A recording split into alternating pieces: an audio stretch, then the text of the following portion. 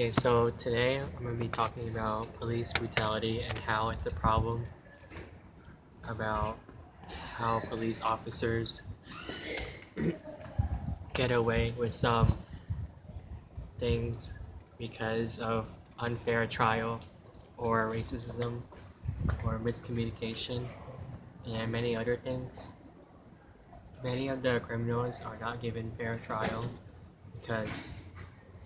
society or the criminal justice courts assume that the police officer is right, but that is not always true. There are so little cases because of society today, how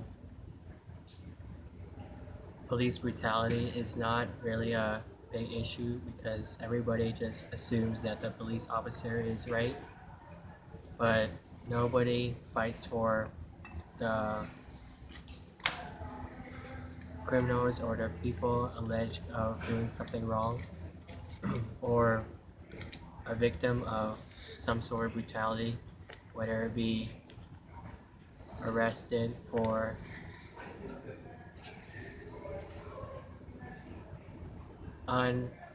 unbrutality reasons or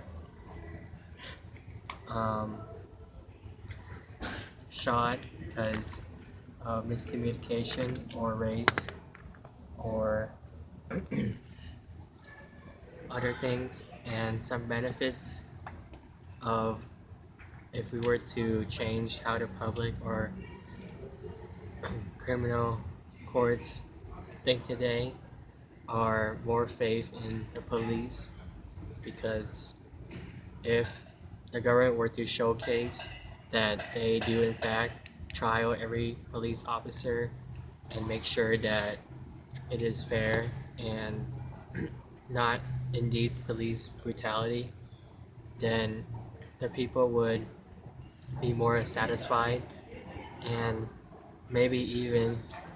less criminals because of how they now know that the police are fair every time, and they should train the police officers to try to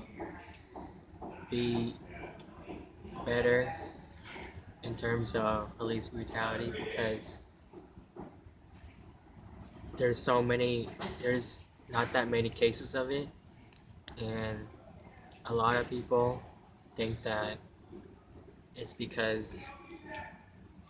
it's not really like the police officers can get away with it, so they're like, oh, as long as it makes some sort of sense, they're like, oh yeah, my